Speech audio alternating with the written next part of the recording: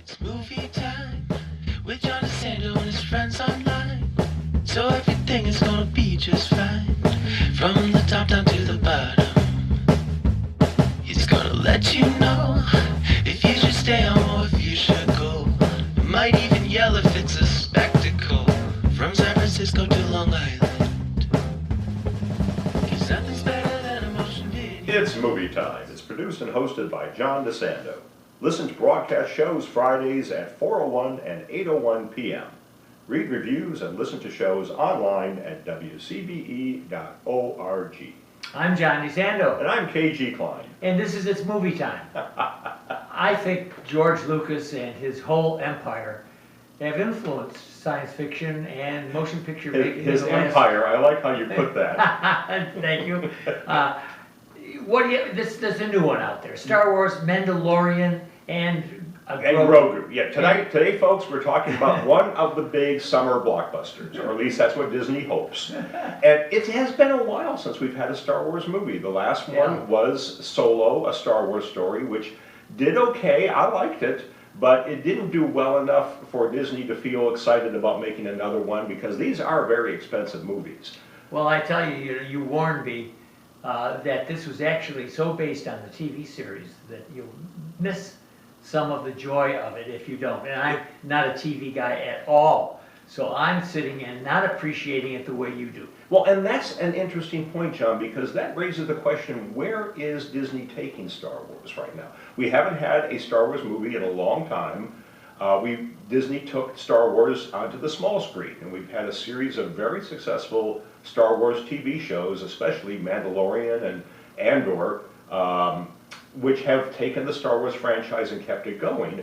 And there hasn't been a lot of reason for Disney to spend $250 million on another movie.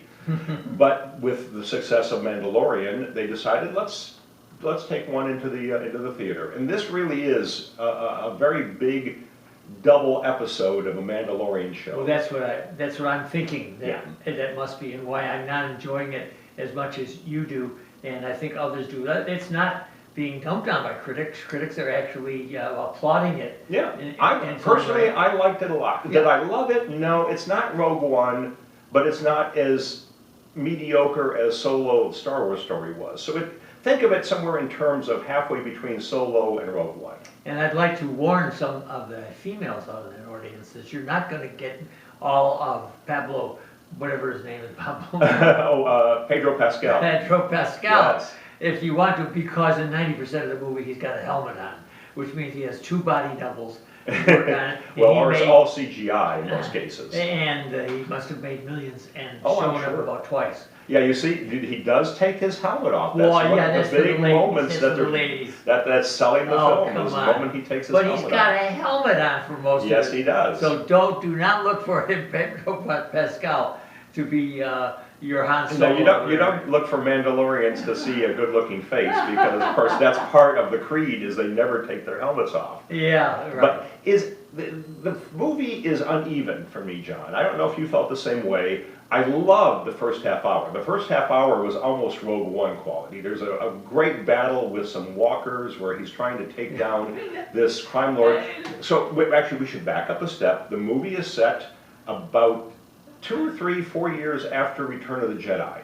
So the Empire's fallen, and there are still Imperial generals, Imperial senators spread throughout the galaxy who have turned into regional crime lords, and they're running their little criminal empires, and the rebel forces, now the New Republic, are dispatching bounty hunters like our own Mandalorian here to go and hunt these crime lords, these former Imperial officers down. If you're missing the historical allusion to Nazis, then you're not paying attention to us, because your description is perfect about Nazi hunters.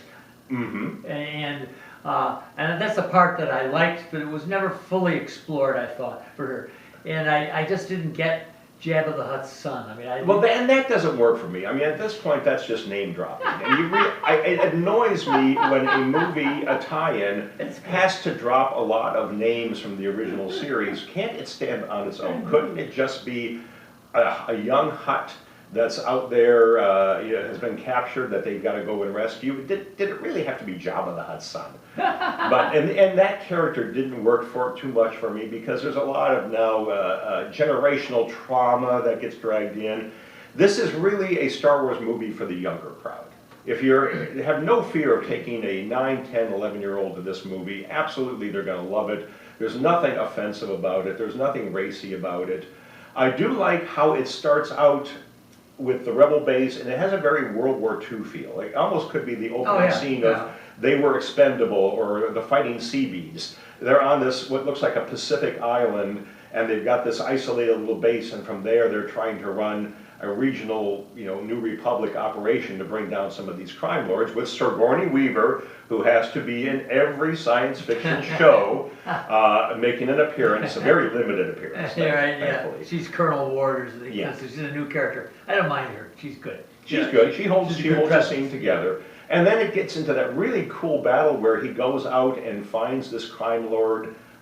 And then there's the Walker battle. I loved all that. It could have stayed like that for the rest of the 2 hours. Then they have stupid ones like the one where he has to fight a sea dragon, is it? Well, and then the movie, yes, he fights a snake dragon. But after the Walker battle, the movie turns all Sam Spade on us. It goes, "Thou shalt have it." It turns the Mandalorian into a gumshoe, and he's going around in a futuristic Chicago, passing out, money, trying to get information on how to find these people, and that kind of worked for me too. I thought, well, that's clever, Star Wars and Sam Spade. I can work with that. But then it gets very episodic with the with the battles. First of all, visually, I thought it was weak. Oh, did you? Okay. Yeah, I'm always critical of when it's darker on the screen. Oh, and this is dark. And there's a lot of dark. And I just don't go. It's not. I like visually sharp images, particularly in Star Wars. I thought that was the strength of it. And this one isn't. It's again, it's like what video games. It's more like a video game to me. There's no grandeur about much of what's happening here. And as you're describing it, the gumshoe motif, and you're absolutely right. And that's pretty small peanuts considering Star Wars grand universe. And this is at the point, where is Disney taking the Star Wars franchise? Yes. Are we going to see more big movies? Are we ever going to see a movie on the scale of episode 7, 8, 9 again? Or is everything now going to be small scale films, little stories like this one? And I'm thinking that this is what Disney intends to do, is to shrink this and basically bring us some big TV episodes every couple of years, and just use that for the movies, and then keep the TV franchises going. Yeah, I wanted much more of Mandalorian, much more, and without the helmet. I just really. What did you think of Grogu? I just am not impressed, man. I'm not impressed by cute in this stuff. Oh, I got Yoda or whatever. If you're not eating up the cute of Baby Yoda, you're not going to get it. My friend with me, Wayne Miller, whom you know, loves all this. And you get the little characters coming out, he just goes crazy. Oh, no. Nothing, they're just squeaking, they're like mice. See, I want to see some growth in Grogu, and we're really not seeing it. He's still, throughout the TV series, he had little moments where he could do something he couldn't do before, but I want to see what direction they're taking that. I want to see a big, flashy moment where Grogu suddenly is able to do something spectacular that nobody saw coming, and we haven't seen that. And I was hoping that would be in the movie, and it's not. Grogu really plays a very secondary role in this movie. I agree with you, and I was so disappointed.